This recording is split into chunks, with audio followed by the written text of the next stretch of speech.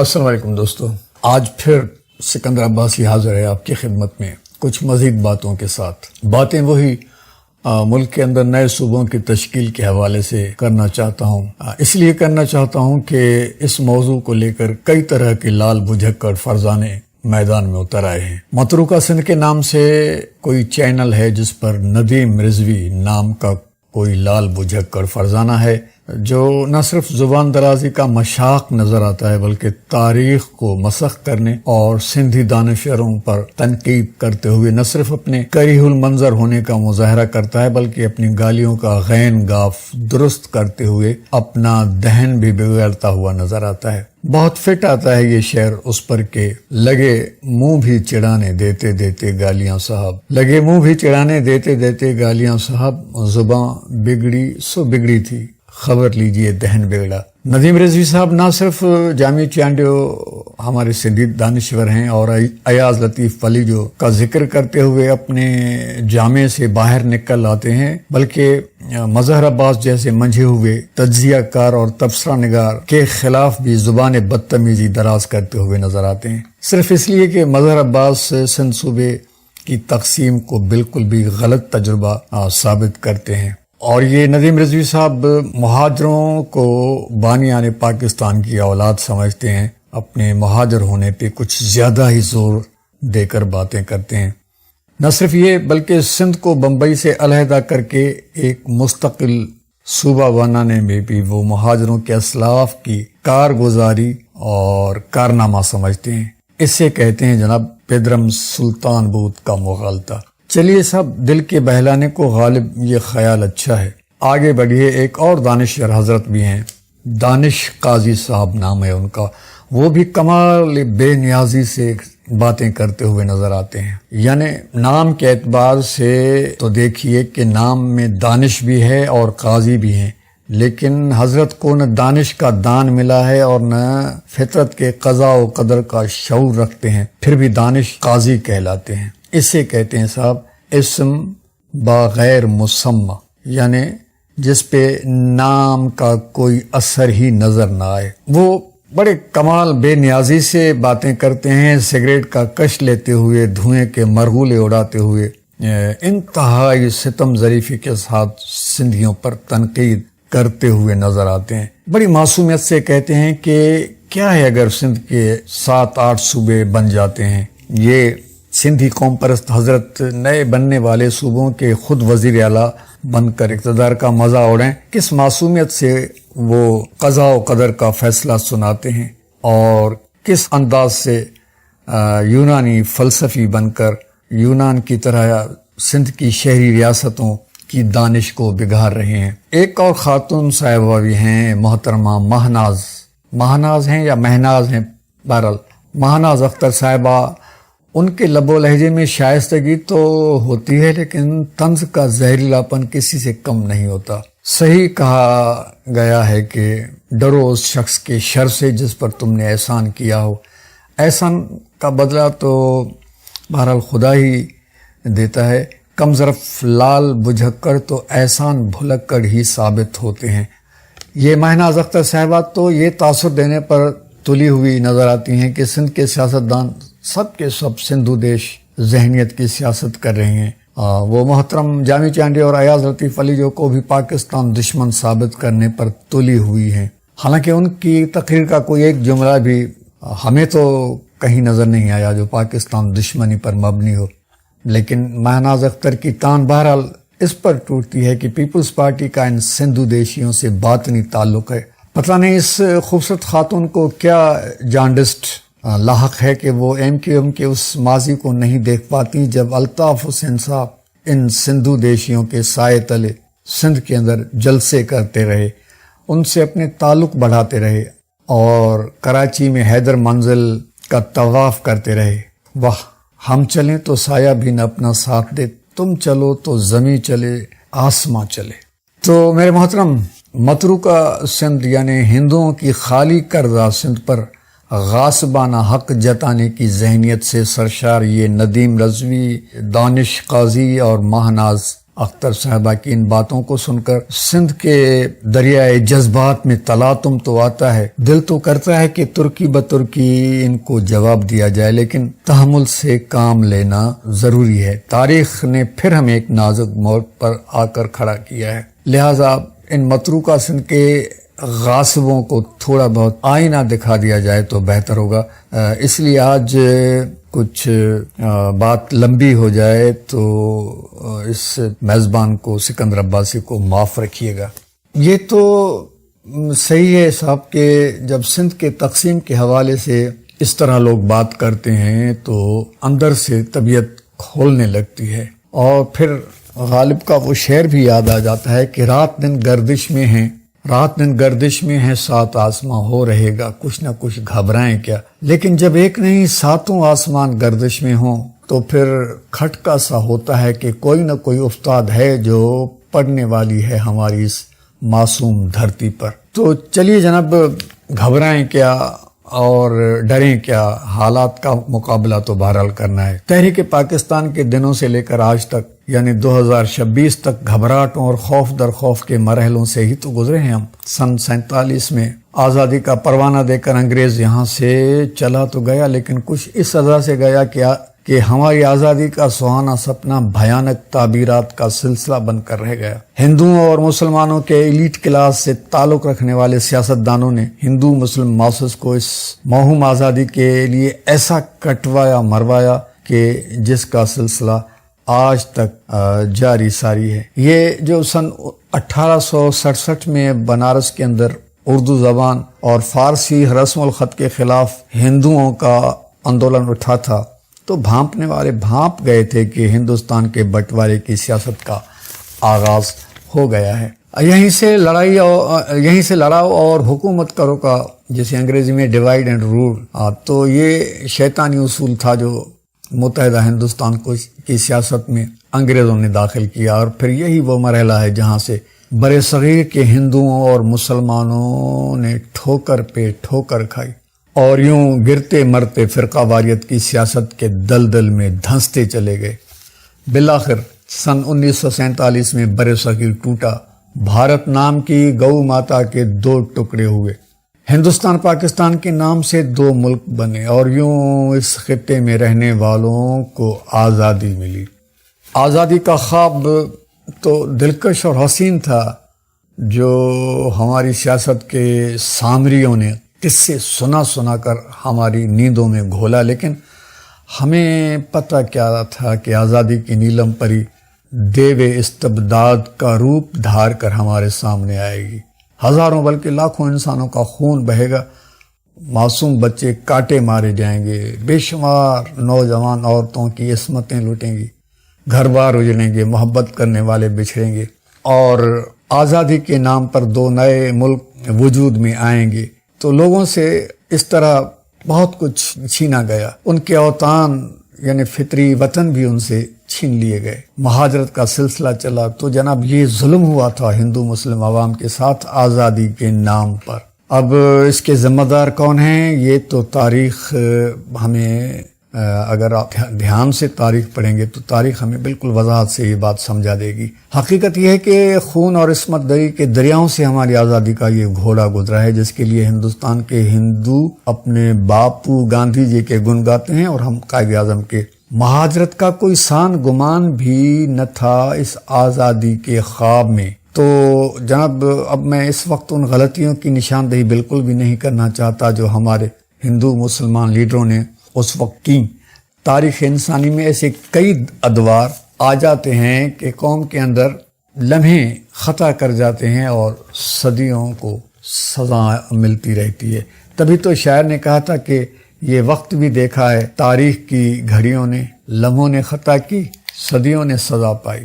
ہمارے سیاسی فرقوں نے مغرب کی سرمایہ دار سوچ کے داؤ پیچ اور جنگ زرگری کے داؤ پیچ کو سمجھنے میں جو ٹھوکریں کھائیں، ان کا نتیجہ ہے کہ ہماری آزادیوں کی قتل گاہ میں ابھی تک خون کا دریا بہتا ہوا نظر آتا ہے۔ مغرب کے حاکموں نے یقیناً ہم سے ظالمانہ کھیل کھیلا ہے، جاتے جاتے وہ ہمیں انڈائریکٹ کالونیلزم کی بھول بھلائیوں میں گمراہ کر کے چھوڑ گئے۔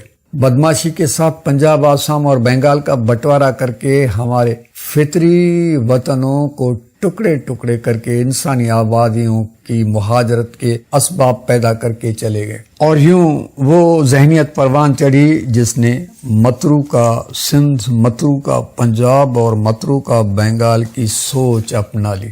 حقیقت یہ ہے میرے محترم کہ قائد اعظم ہندوستان کے اس خوفناک بٹوارے کے حق میں بالکل بھی نہ تھے، وہ خطرناک نتائج کو دیکھ سمجھ رہے تھے۔ اس کے پیش نظر تو صرف متحدہ ہندوستان کے اندر مسلمانوں کے سیاسی، سماجی اور معاشی حقوق کی آئینی حفاظت مطلوب تھی۔ وہ صرف مسلم اکثریت کے صوبوں کی مکمل خود مختاری کی سیاست کر رہے تھے، لیکن ہندو قیادت اپنی مجموعی کثرت کے زوم میں مبتلا تھی، اور کچھ مغربی حاکموں کا اشارہ بھی تھا انہیں۔ اس طرح قائد اعظم کی سیاسی بصیرت ناکام ہو کر رہ گئی۔ ہندوستان کو متحد رکھنے کی تمام کوششیں بالکل بے نتیجہ رہیں۔ قائد اعظم تو کیبنٹ مشن پلان کے فارمولے پر بھی راضی ہو گئے تھے، بلکہ مسلم لیگ کو بھی اس گروپ پروپوزل فارمولے پر راضی کر لیا تھا جو صوبوں کی مکمل خود مختاری کا فارمولہ تھا اور ہندوستان کو متحد رکھنے کا یہ آخری کوشش تھی۔ لیکن اس سے بھی نہرو جی نے اور ولبھ بھائی پٹیل کی ملی بھگت نے ناکام بنا دیا۔ مولانا آزاد اپنی کتاب میں، وہ جو انگریزی میں کتاب ہے انڈیا ونز فریڈم، میں یہ بات صاف لکھی ہے کہ قائد اعظم اور لیگ نے ہندوستان کو متحد رکھنے کا کیبنٹ مشن پلان تسلیم کر لیا تھا، لیکن نہرو کی سیاست نے ہندوستان کو متحد رہنے نہ دیا، اور مغرب والے چاہتے بھی یہی تھے کہ ہندوستان کو تقسیم کر کے پاک و ہند کو ٹرنکیٹڈ آزادی دی جائے۔ یوں انہوں نے متحدہ ہندوستان کے اندر ابھرتی ہوئی اشتراکیت کو روک لگائی، اور پھر پاکستان کی صورت میں انہوں نے روس اور چین کے ابھرتے انقلاب کو بھی اپنے تئیں بند باندھنے کا پلان بنایا، اور جناب وہ تمام کوششیں جو ہندوستان کو متحد رکھنے کی تھی وہ ناکام بنا دی گئیں۔ یہ دونوں مقاصد، یعنی مغرب کے سرمایہ داروں نے جو سوچا تھا کہ ہندوستان میں اشتراکیت کو فروغ نہ ملے اور چین اور رشیا کا اشتراکی انقلاب آگے بڑھنے نہ پائے، ان کے لیے انہوں نے پاکستان بنا لیا۔ لیکن اس میں جو پاک و ہند کے عوام کا نقصان ہوا ہے اس کا حساب لگانا اب کسی کے لیے مشکل نہیں۔ تاریخ کے اوراق اور ابواب ہمارے سامنے کھلے پڑے ہیں۔ ہم سب جانتے ہیں کہ ہمارا یہ ملک کس طرح سیاسی گمراہی کی بھول بھلیوں میں بھٹکتا رہا ہے۔ اب جناب یہ اس نوجوان نسل کو سوچنا ہے جو اس وقت پاکستان میں جی رہی ہے، انہیں اب سوچنا ہے کہ حالات کے تقاضے کیا ہیں۔ بیجا جذباتیت اور بیجا مذہبیت کو اس نئی نسل کو اپنے فکر و خیال سے نکال باہر کرنا ہوگا۔ خاص طور پر سندھ میں رہنے والے اردو اسپیکنگ نوجوانوں سے میں مخاطب ہو رہا ہوں کہ وہ اس وقت سندھ دھرتی کے باسی ہیں۔ سندھ کی ہواؤں فضاؤں میں ان کا جنم ہوا ہے۔ ہونا تو یہ چاہیے تھا کہ وہ اردو بولتے ہوئے بھی سندھیت کے خمیر کو اپنے فکر و خیال کا لازمہ بناتے، لیکن نہیں، ایسا نہیں ہوا۔ بدقسمتی سے انہوں نے ایسا نہیں کیا، اپنی ایلیٹ کلاس کی سیاست کو اپناتے رہے، اور جو ان سے سندھیت کے خمیر کو بالکل ان کے اندر میں داخل ہونے نہیں دے رہی تھی۔ تو میرے محترم، یہ سب حادثے ہوئے ہیں جو ہمارے ایلیٹ کلاس کے سیاستکاروں نے آپ کی زندگی میں کروائے۔ مہاجر سیاستکاروں نے، بلکہ میں تو کہوں گا کہ جماعت اسلامی نے آپ مہاجروں کی سیاست کو ایک ایسے ڈگر پہ رکھا جس کا نتیجہ آپ کے لیے اچھا نہ نکلا بالکل بھی۔ آپ کے سیاستدانوں نے جماعت اسلامی کی سیاست کا آپ کو گرویدہ بنا کے رکھا، اور پھر کبھی مہاجر پنجابی پختون اتحاد کا انتر منتر اور جادو جنتر پہ چلایا گیا۔ اس طلسم سے نکلے تو پھر ضیائی ماشاء اللہ کے دور میں مہاجر قومیت کے گرداب میں الجھ کے رہ گئے، جو سندھ کے سیاسی سمندر میں صرف خاص مقصد حاصل کرنے کے لیے مصنوعی طور پر پیدا کیا گیا تھا۔ حقیقت یہ ہے کہ اگر مہاجر اپنے اصلی وطنوں سے، ہندوؤں کے مظالم سے بچنے کے لیے سندھ میں وارد ہوئے بھی تھے تو انہیں مکمل طور پر اس سندھیت کا خمیر اپنانا تھا۔ بھلا جب اصلی وطن تاریخ کے جبر کے ہاتھوں چھوڑنا پڑے تو پھر نئے وطن سے، وہاں کے رہنے والوں سے، وہاں کی ہواؤں، فضاؤں اور تقاضوں سے ہم آہنگ ہو کر جینے میں ہی دانائی ہوتی ہے۔ اس لیے تو کہتے ہیں کہ ان روم ڈو ایز رومنس ڈو۔ لیکن افسوس کہ ہمارے اردو اسپیکنگ لوگوں نے تاریخ سے سبق سیکھنے کے بجائے وہی غلطیاں دہرانا شروع کی جو انہوں نے بطور اقلیت اپنے اصلی وطنوں میں کی تھی۔ انہیں ذہن میں رکھنا تھا کہ وہ قائد اعظم کے بنائے ہوئے نئے ملک میں وارد ہوئے ہیں، جو ایسی ریاست کے طور پر ابھرنا تھا جس کا بقول قائد اعظم کے مذہبی عقائد سے کوئی سروکار نہ ہونا تھا۔ 11 اگست کی تقریر میں قائد اعظم نے نئی ریاست کی صورت گری کے خد و خال واضح کر دیے تھے، لیکن ہمارے مہاجر دوستوں نے اس جماعت اسلامی کے سائے میں سیاسی عاطفت ڈھونڈنے کی کوشش کی جو قائد اعظم کے پاکستان کی واضح طور پر ماضی میں مخالف تھی۔ کیا مہاجروں کو پتہ نہ تھا کہ مولانا مودودی صاحب تو قائد اعظم کے پاکستان کے بالکل خلاف تھے، بلکہ وہ قائد اعظم کی شخصیت اور ان کے افکار کو دیکھتے ہوئے کہتے رہے کہ اگر پاکستان بنا اس تحریک پاکستان کے نتیجے میں جو مسلم لیگ نے شروع کر رکھی ہے تو وہ پاکستان نہ ہوگا، نہ پاکستان ہوگا۔ اور پھر یہی نہیں، مولانا مودودی نے تو مسلم قومیت کا بھی مذاق اڑایا تھا۔ انہوں نے تو ہندوستان کے مسلمانوں کو قوم اور امت سمجھنے کے بجائے محض چڑیا گھر کے جانوروں سے تشبیہ دی تھی۔ اٹھا کر دیکھیے مولانا مودودی صاحب کی کتاب تحریک آزادی ہند اور مسلمان حصہ دو، جس میں اس نے مسلمانوں کو چڑیا گھر کے جانوروں سے تشبیہ دی کہ الگ الگ جنس کے جانور ہیں سب، لیکن چڑیا گھر میں ہونے کے ناطے سب کو چڑیا سمجھ لیا جاتا ہے، یعنی الگ الگ کردار کے ہیں، الگ الگ عقائد کے ہیں، لیکن پھر بھی انہیں خواہ مسلم قوم سمجھ لیا جاتا ہے۔ یہ ثابت کیا ہے ہمارے مولانا مودودی صاحب نے اپنی کتاب تحریک آزادی ہند اور مسلمان میں۔ تو میرے محترم، اسی مودودی صاحب نے آپ مہاجروں کو سندھیت کے خمیر سے الگ تھلگ رکھنے کی سیاست کی تھی، اور آپ بلا سوچے سمجھے اس کے پیچھے پیچھے چل پڑے۔ ذوالفقار علی بھٹو ایک سندھی سیاستدان تھا، لیکن وہ پاکستانی ذہنیت کے ساتھ میدان سیاست میں اترا تھا، لیکن اس کے دور میں جب سندھی زبان کو اہمیت دیے جانے کا بل اسمبلی میں آیا تو آپ کے رئیس آمرو ہیوی نے اردو کا جنازہ ہے ذرا دھوم سے نکلے کا غلغلہ بلند کیا۔ اس بیجا اردو پرستی کے ساتھ بیجا مذہبیت نے پھر آپ کو دھوکہ دیا۔ اردو کا جنازہ ہے ذرا دھوم سے نکلے کی بات تو رئیس آمرو ہیوی نے کی، لیکن کئی بے گناہوں کے جنازے اٹھے اور یوں آپ کا نقصان ہوا، سندھیوں کا نقصان ہوا۔ آپ سندھیت کے ضمیر اور خمیر سے بالکل کٹ کے رہ گئے۔ آج آپ کا کوئی ایم پی سندھ اسمبلی کے اندر دفعتاً جب سندھی زبان میں تقریر کرنے لگتا ہے تو یقین جانیے ہم سندھیوں کو بے حد خوشی ہوتی ہے، خاص طور پر جب آپ سندھ کے وڈیرہ شاہی کو تنقید کے خراج پر چڑھاتے ہیں تو ہمیں بے حد خوشی ہوتی ہے۔ لیکن حیرت اس پر ہوتی ہے کہ آپ ذوالفقار علی بھٹو کے خلاف اٹھ کھڑے ہوئے۔ ذوالفقار علی بھٹو ہی تو تھا اکیلا سندھی سیاستدان جس نے جاگیرداری اور زمینداری کے نظام کو سندھ کے اندر کمزور کرنے کی راہ اپنائی تھی، لیکن نہیں، وہ بھی آپ کے لیے قابل قبول نہ تھا۔ آپ نے جماعت اسلامی اور اس کی پروردہ ضیائی ماشاء اللہ کا ساتھ دیا۔ مودودی صاحب تو مسئلہ ملکیت زمین جیسی کتاب لکھ کر زمینداری اور جاگیرداری کو اسلامی جواز دینے کی باتیں کرتا رہا، لیکن آپ اسی سوچ کے ساتھ رہے۔ پھر بھٹو صاحب کا قصور یہ بھی تھا کہ اس نے سندھی زبان کو سندھ کے اندر اہمیت اور مقام دینا چاہا، کوئی بری بات نہ تھی۔ باقی تو وہ ہر اعتبار سے علامہ اقبال اور قائد اعظم کے افکار کے قریب تھا، لیکن آپ نے بھٹو کی ناقدری اسی لیے بھی کی کہ آپ کو سندھ کا لیڈر اور سندھیت کا خمیر قبول نہ تھا۔ آپ کو مذہب کے نام پہ سیاست کا شوق لگا، جماعت اسلامی کا انتخاب کیا، جمعیت علماء پاکستان کا انتخاب کیا۔ دونوں دین اور مذہب کی سیاست کر رہے تھے، لیکن جماعت اسلامی جمعیت علماء پاکستان سے الگ تھی اور جمعیت علماء پاکستان جماعت اسلامی سے الگ تھی۔ تو یہ سیاسی تفرقہ بھی آپ کو قبول تھا، لیکن سندھیوں کا خمیر قبول کرنے کے لیے آپ تیار نہ تھے۔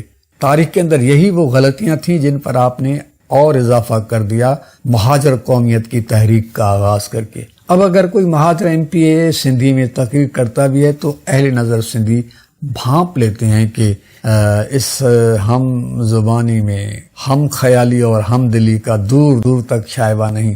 آپ کا اس طرح سندھی میں تقریر کرنا اس شکاری کا وتیرہ سمجھ میں آتا ہے جو کسی پرندے کو پھانسنے کے لیے اس کی آواز کی نقل اتارتا ہے. ان تمام حقائق کو پیش نظر رکھ کے ہم سمجھتے ہیں کہ اردو اسپیکنگ کمیونٹی جو ہے راہ راست سے بھٹکی ہوئی ہے آج تک. اب ان سے گزارش ہے کہ خاص طور پر نئی نسل سے گزارش ہے جو سندھ میں پیدا ہوئی ہے اور پلی بڑھی ہے کہ جناب آپ اپنا قبلہ درست کریں. جماعت اسلامی اور مہاجر قومیت کے دام ہم رنگ زمین سے بچنے کی کوشش کریں. سندھ کی سرزمین اور سندھیت کے خمیے کو اپنے ضمیر کی گہرائیوں میں جگہ دیں. آپ کے اسلاف اور بزرگوں نے اپنے فطری اور قدرتی وطنوں کو خیر آباد کہا. صحیح کیا یا غلط کیا یہ ان کا فیصلہ تھا. آپ کا وطن اب سندھ ہے، آپ کا ملجا و ماوا سندھ ہے. اس کے بٹوارے کی ذہنیت جو ہے اور سیاست کسی طور قابل قبول نہیں. اس سے باز آ جائیں. اردو زبان سے ہم سندھ والے پیار کرتے ہیں. پاکستان سے بھی بہت بہت پہلے ہمارے سچل سرمست اردو میں شاعری کرتے رہے. آپ جانتے ہوں گے کہ سید سلیمان ندوی کی تحقیق کی روح سے سندھ کی سرزمین سے ہی اردو زبان کی ابتدا ہوئی تھی اور پھیلاؤ یہاں سے ہوا تھا. لہذا سندھی زبان کو بھی اس طرح اپنائیں کہ آپ کے خواب و خیال کی زبان بھی سندھی ہو جائے. میں یہاں آخر میں غالب کو کوٹ کروں گا، شاید کہ تیرے دل میں اتر جائے میری بات. اور وہ شعر یوں ہے کہ میں کدا چھٹا تو پھر کیا جگہ کی قید، میں کدا چھٹا تو پھر کیا جگہ کی قید، مسجد ہو مدرسہ ہو کوئی خانقاہ ہو. آپ کے اسلاف کے وطن اگر ہندوستان ملک میں چلے گئے تو اسے آپ اپنے بڑوں کی سیاست کی کم نگہی سمجھ کر قبول کر لیجئے. قدرت نے آپ کو سندھ کی صورت نیا وطن دیا ہے، اس کا شکر کیجئے.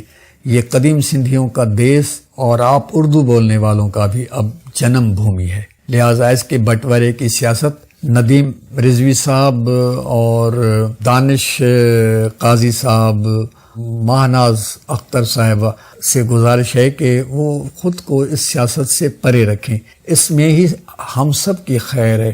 سندھی اور اردو بولنے والے عوام کی خیر اسی میں ہے کہ ہم نہ صرف ایک دوسرے کی زبان میں بولیں بلکہ اس سے بھی بڑھ کر یہ ہے کہ ہم دلی اور ہم خیالی کو فروغ دیں.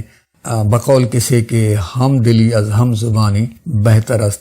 گر اس پر بھی نہ سمجھے جناب تو پھر تم سے خدا سمجھے. اپنے دوست سکندر عباسی کو اجازت دیں. اپنا خیال رکھیے گا.